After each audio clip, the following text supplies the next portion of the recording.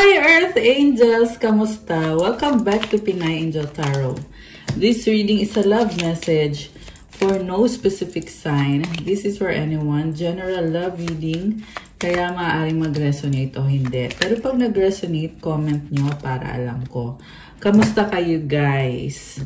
Tingnan natin ang energies connected sa'yo ngayon. Merong someone dito. Hindi maganda yung energy nitong taong to. This is someone who wants to have you back. Manggagamit, manluloko. Ayan. This can be any situation. Yung iba sa inyo sa love situation, yung iba naman sa trabaho. We have anchor. Ayan. Grave, the key. So, someone controlled you. Pero nagkaroon ng ending and you gained your power back. Kaya itong taong to ay nagsasuffer. Clouds, mice, and the whip. Okay. So, you are dealing with a karmic person. Ayan. Yung karmic person na kadil mo na miserable. Ayan, sorry to say yan kasi yung nasagat natin ngayon. Miserable yung buhay niya kapag wala ikaw. Okay. This could be the same person as yung yung romantic interest mo. Pero pwede din namang ibang situation. Putting on a show. So very dramatic. Siguro may pagka narcissist to guys. Kasi papansin eh. Ayan, putting on a show. Gusto niya sa kanya yung attention, depression. Ayan. May sakit to guys, depression. Hindi niya ina-address yung sakit niya. This person needs to do shadow work. Ano ba yung shadow work? Siyempre, kung saan ka mahina, yun yung aayusin mo para gumanda yung energy mo, gumanda yung buhay mo. Unfortunately for this person, manggagamit siya kasi yun yung paraan niya para magkaroon siya. I'm hearing also magnanakaw. So siguro ninakawan ka literal, ninakawan ka ng pera or kinuhanan ka ng pera.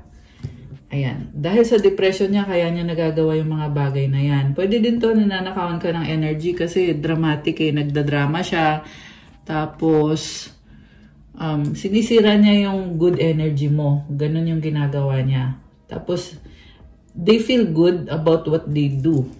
Okay? Feeling niya maganda yung ginagawa niya, pero it's causing depression. Or, andyan na kasi yung depression, hindi niya hinaharap yung depression. So, I don't know kung bakit lumalabas to dito. It's either na umalis ka na at iniwanan mo na yung taong yan, kaya siya ngayon ay malungkot at gustong bumalik sa buhay mo. May nakikita kong galit na gusto niya umiksena, umiskandalo. Ayan guys. So mag-ingat kayo ha. Kung naranasan niyo na to, comment niyo dyan para alam ko. Kasi with this putting on a show and depression, para siyang nagwawala eh, na nagrereklamo na gusto niya ngang ibalik ikaw sa buhay niya.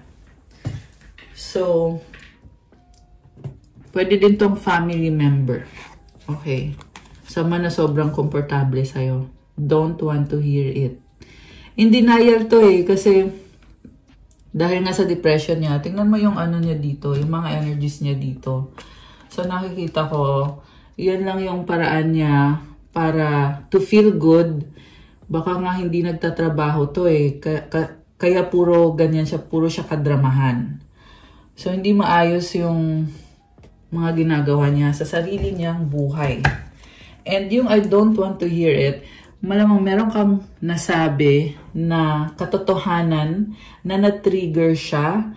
At yung trigger na yon, yun yung gumigising sa kanya. Kaya niya sinasabi, ayoko yung marinig. So, yun yung wake-up call. Okay, merong whip dito. So, siguro nga, masakit sa kanya yung katotohanan. Suffering, abuse, conflict. This is also someone abusive. Paulit-ulit na yung ginagawa sa'yo nitong taong to. May something about susi. Ewan ko, bakit about susi? Baka meron tong mga tinatagong sekreto. opening, closing, doorway. Ayan. So, tinatry niyang ma-access ikaw. So, I feel like you have already removed your energy. Actually, dalawang eksena yung nakikita ko eh. It's either na iniwanan mo na nga itong taong to, kaya siya ngayon nagkakaganyan na parang gustong magwala. Kasi natitrigger siya sa mga sinabi mo or nasabi mo. And this is also someone na-attract siya sa'yo. Gusto ka niya. Okay? And or hindi ka pa nakakaalis at tinatry ka pa rin kontrolin. So kung hindi ka pa nakakaalis dyan sa taong yan, kailangan mo nang i-clear yung energy mo. Kailangan mo nang umalis. Kasi yung karma, ganito kasi yan guys. I'm sure maraming nanonood dito na may past experience na sa ganitong tao. Kaya nga to lumalabas sa reading natin eh, na maganda yung karma mo. Maganda yung mga namamanifest mo sa buhay mo. Pero simula nang nakilala mo tong taong to or pumasok to sa buhay mo, nagkagulo na. Or hindi mo na naranasan yung mga blessings, yung swerte na tinatawag. Kasi ang nangyari, yung karma nitong taong to napunta sa'yo. Kasi hindi siya nag-heal eh. So, kaya kailangan mong alisan itong taong to so that you can claim your power back kung ano yung nararapat para sa'yo. Okay? Although some of you guys, you have already detached from this person. Kaya for that, you did so well. At ngayon itong taong to ay nagiging desperate. Kasi nga, hinahanap-hanap ka niya kasi feeling niya yun yung paraan para umokay siya. Without even realizing na yung tamang paraan is yung aayusin niya yung buhay niya, yung sarili niya. Naiinggit din to sa'yo kung anong meron ka. Kaya gusto niyang sirain, gusto niyang kunin, nakawin. With the envy and the fake friends. So, kunyari, makipagkaibigan sa'yo, pero may iba siyang intensyon. Ang nakita ko dito, papansin to guys. In denial din siya sa sakit niya. Sa totoo lang, alam niyang may sakit siya. Pero, ayun, dinideny niya. Manggagamit. Natatawa ako talaga sa energy nitong taong to. Kasi, napaka-ano siya, para siyang kawawa. Nagpapapansin siya, putting on a show. Oh my gosh.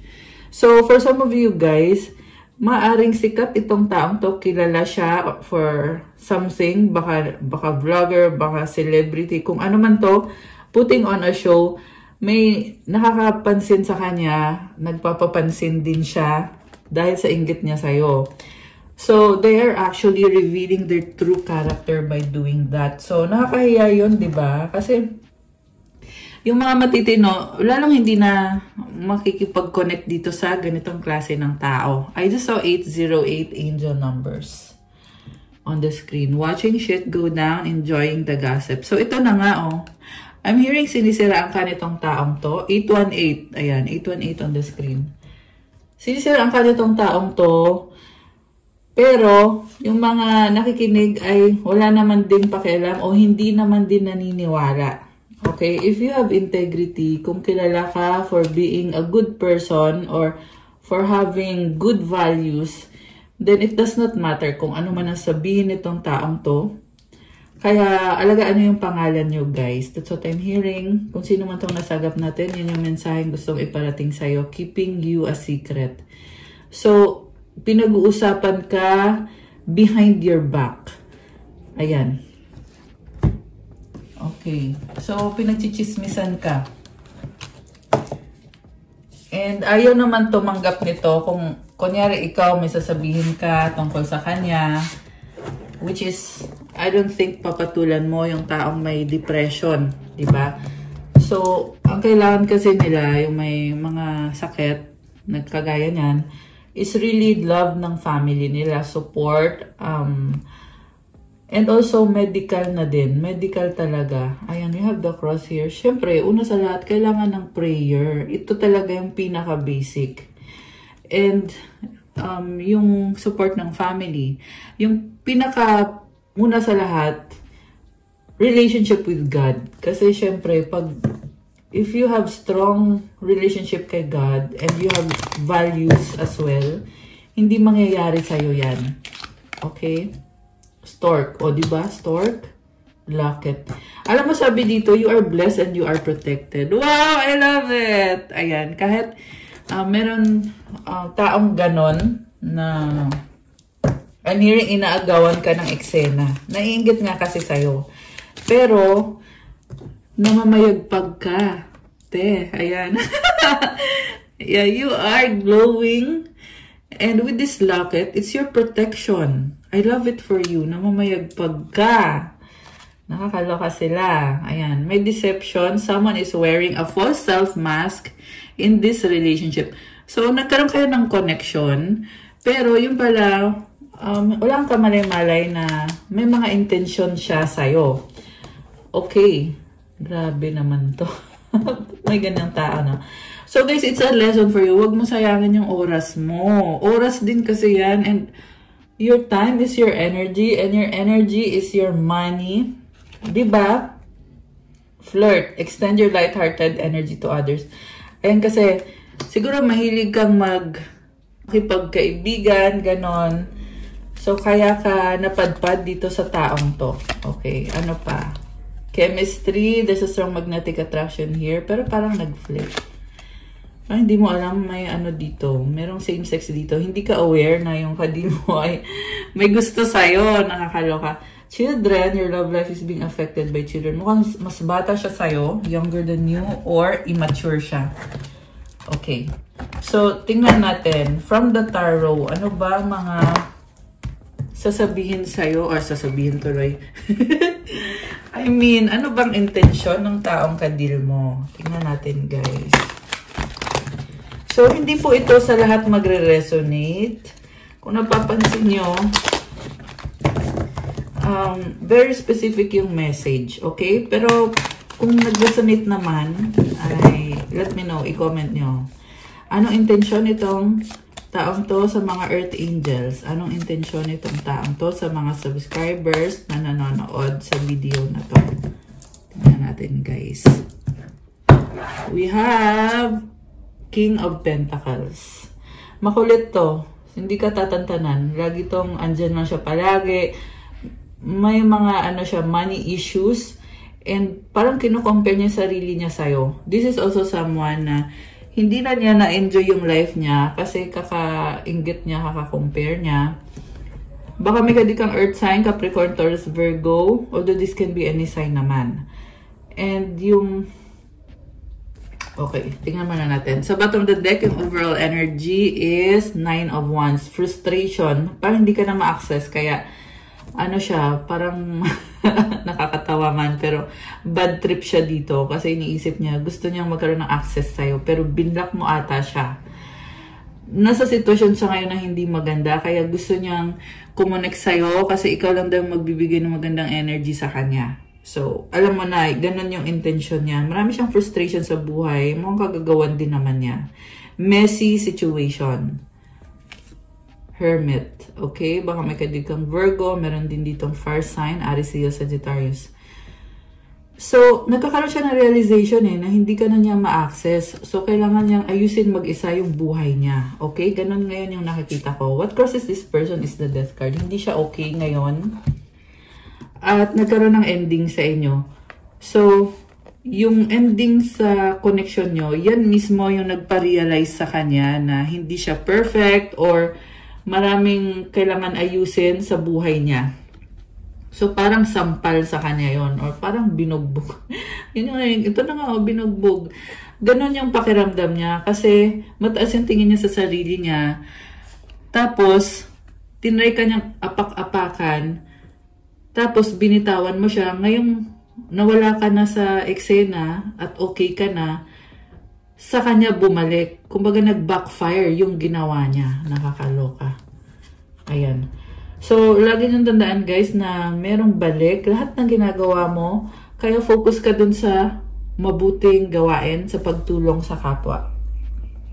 The more na marami kang natutulungan, marami din yung blessings na bumabalik. So, ganun lang naman yun, guys. Pero kailangan mo kasing alam yung sistema na yun. Sistema ng universe. And I just saw 333 angel numbers on the screen. Okay, so tuloy natin. Oh my gosh, the devil. Sabi sa'yo natitrigger sa'yo to. Pangit yung energy niya. Ayan, diretso ko nang sasabihin. Very controlling, manipulative. Akala niya siya yung the best. Akala niya tama siya. Ganon. So, hindi ko na kailangan i-detalye yan. Pero, yun na nga. The point is, pangit yung energy nitong nasagap natin. What lies below is the Ten of Pentacles. Pera. So, may pera siya. Stable siya. Okay? Kung wala man siyang pera, ang nakikita ko dito is merong legacy. Ayan, merong bahay. Pwede tong negosyo na siguro dahil dyan sa negosyo na yan, nagkakaroon ng income, kumikita, tapos lumaki ang ulo nitong taong to. This can be also gusto kanyang parang gusto kanyang maging part ng kung ano man tong ginagawa niya. Ayan o, kasi may gustong i-offer Ayan o, na sali ka dito, join ka, ganyan. Pero gagamitin ka lang. Baka ikaw ay, ang narinig ko is clout chaser. So, yung iba sa inyo nasa social media, gustong i-hire para kumita yung channel niya, para maging sikat siya. So, gagamitin ka lang. If ever, kung papatulan mo, di ba? Pero hindi mo naman yan papatulan. So, Three of Pentacles, wala na to. Kung dati pa lang, hindi mo na to siniseryoso. Yan yung nakita ko dito Hindi mo siya siniseryoso. Oo, kinakausap mo siya dati, pero hindi mo siya sineryoso. Kasi nga, iba yung, iba yung level niyong dalawa. Okay? So, kung nagkakaroon man ng pag-uusap, it is for the sake of, alam mo yun, nag-usap lang kayo, you are discovering, learning something, kasi merong pinag-aaralan din dito. Pero, hindi dahil gustong-gusto mo siya. Yun yung nakikita ko dito.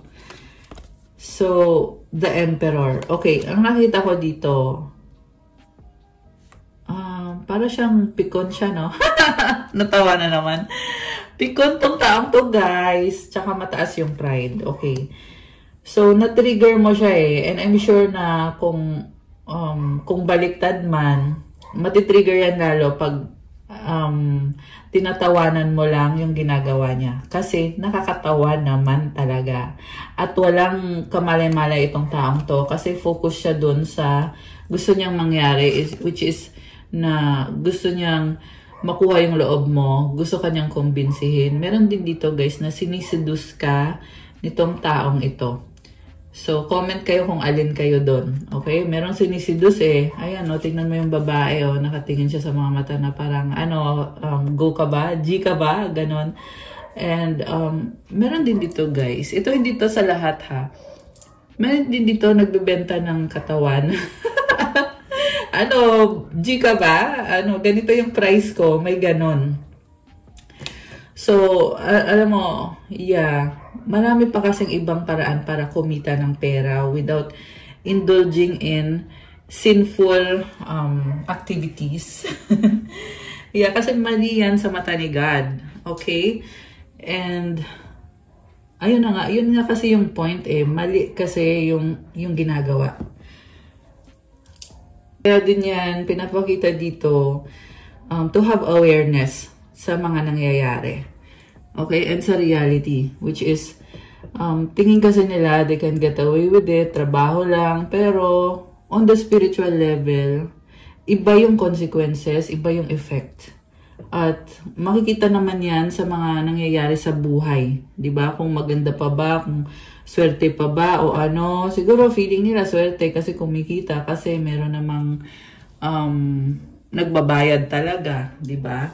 Pero on the spiritual level, alam naman yan. I mean, it's obvious naman. Hindi ko na kailangan i-detalye na explain kasi hindi naman din yan yung purpose natin dito. Okay. So, nakita ko siya na pikon siya and also parang give up na siya. I mean, no, eventually give up din siya. At magpo-focus siya sa sarili niya. Siya na mismo yung mag-aayos ng buhay niya. And you are dealing with a divine, not divine, but a wounded masculine. Okay? wounded masculine yung nakikita ko dito. So, yeah, kasi hindi pa siya nag-heal. At yun pa yung kailangan niyang gawin dito. High Priestess. This is someone who does witchcraft or involves in doing hindi magandang mga spiritual practices. Ayan. At ginagawa niya yan sa'yo dahil sa inggit niya. Okay? Kaya nga lumalabas to dito sa reading eh. Para alam mo na may gumagawa niyan. And they are also doing evil eye. Ayan. So, dahil nga kasi sa inggit eh. Instead of doing things against other people, instead of looking at other people, dapat sarili na lang yung tinitingnan. Kung ano ba ang kailangan ayusin sa sarili. Ganun na lang sana. 5 of Cups. Okay. Alam mo, tingin niya sa'yo. Ito ha, real talk. Tingin niya sa'yo, kawawa ka. Bakit? Kasi narcissist to eh. Ayan, kita mo naman with the Emperor, di ba? Very controlling, very manipulative. So, parang sinasabi sa'yo or minamanipulate ka or kinukumbinsi ka na kawawa ka. Ganon. Siguro nga, narinig mo mismo sa mga bibig nitong taong to. Or kahit hindi mo narinig, pero yung pinapalabas niya is kawawa ka, kailangan mo siya, masyado kang dramatic, masyado kang ganito, ganyan. So, it's a lie. Okay?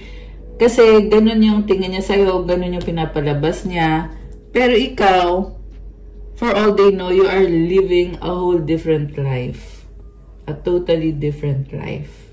And, grabe. Para kang inaapakan nitong taong to. Yun yung ginagawa niya spiritually. Kaya alam mo, dapat malakas ka kay God kasi hindi ka tinatamlan. Ganun yun, guys. So, mutual energy is the 7 of Wands. Someone is defensive. Okay? The outcome,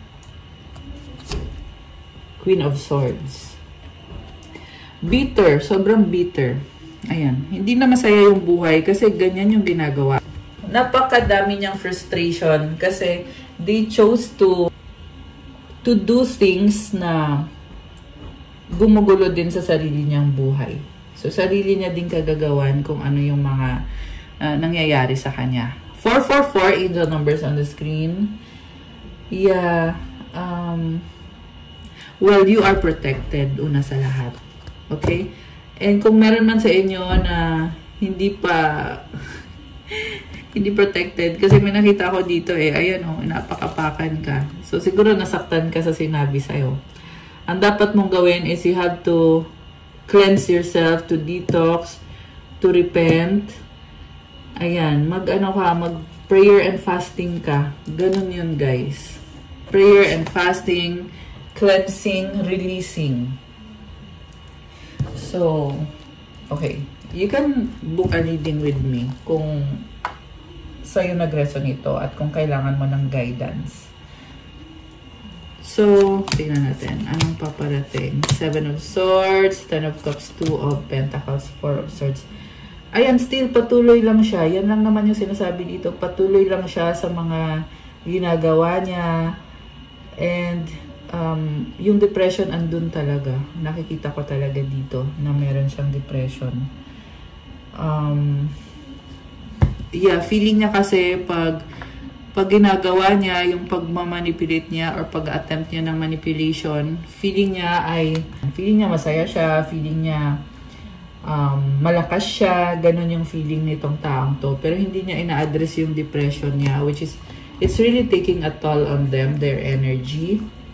And parang wala na siyang buhay nga eh, tingin ko dito eh. Actually, yeah, dito nga yung death card. But what I'm saying is, literally yung connection niya sa family niya, sa mga tao. Alam mo yon, how can you have a happy family kung hindi mo ina-address yung mga issues sa'yo in the first place, the world. So, this is a person na may influence. Okay, pwedeng ikaw yan. Good influence. Kasi glowing ka dito eh. Strength. Hierophant. Wow! Grabe, ang ganda ng cards. You are strong. Ayan. May energy ng Leo, merong Taurus. So, ayan. Although this can be any sign, guys. Parang sinasabi dito, you are blessed, you are strong, and you have God with you. Ayan. Parang si Mama Mary actually yung nafe-feel ko na energy.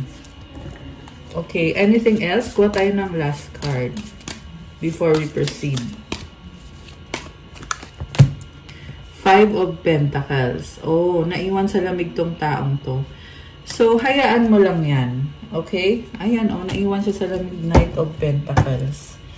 Hanggang sa ma-realize niya na kailangan niyang alisin yung sarili niya sa energy na siya din yung may gawa at kailangan niyang ihinto yung mga ginagawa niya. May pangangailangan to. Ayan, with this Queen of Wands. So, baka lalapit yan sa'yo, sasabihin, "Uy, alam mo ba, kailangan ko ng tulong mo, baka pwede mo, total, ano ka naman, I mean, mayaman." Baka uutangan ka, guys. Baka nga may utang sa'yo. So, total, ganito ka naman, pwede mo ba akong tulungan? Ayan. So, mag-ingat kayo pag narinig nyo yung ganon.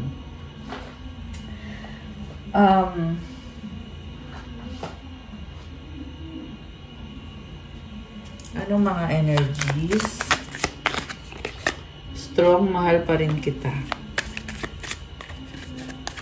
Worried, paranoid. Hurt, healing. Tumalikod by. Uy. Crowded, magulo, nag-reverse. In a relationship.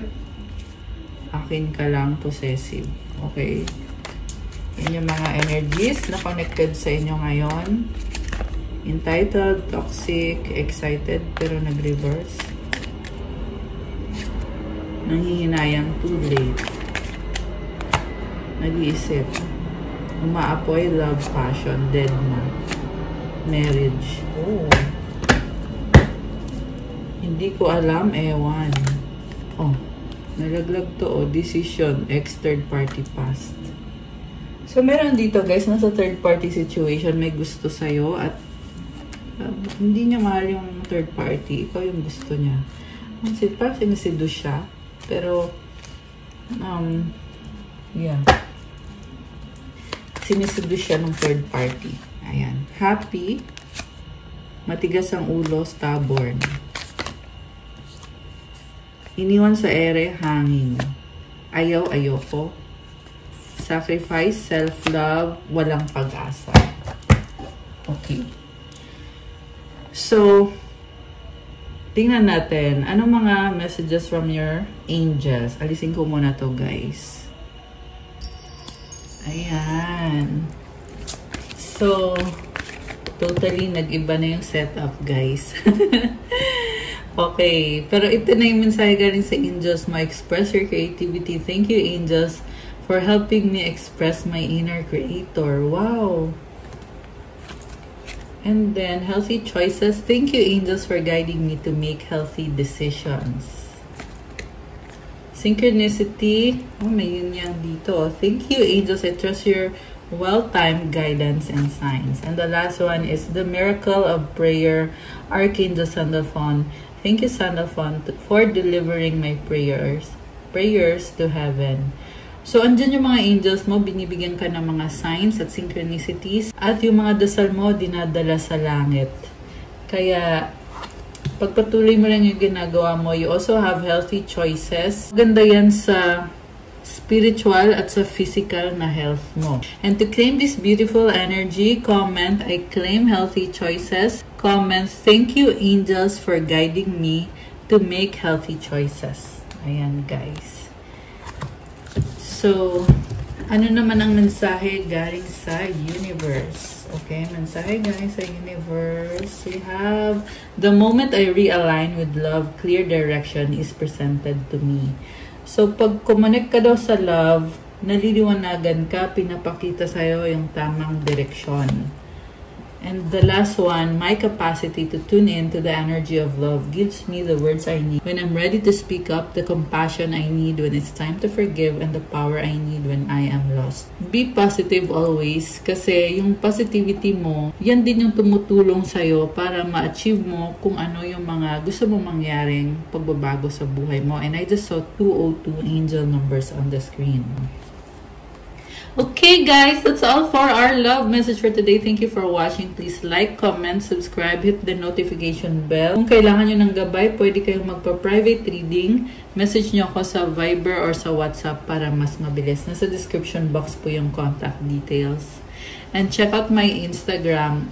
If you want to start your crystals journey, may mga crystal bracelets infused with special prayers and mantras to enhance your manifestation and magbibigay sa'yo ng magandang energy. Thank you, Earth Angels! Have a good day. God bless you. Stay safe. See you again soon. Love you guys. Good night and God bless. Bye!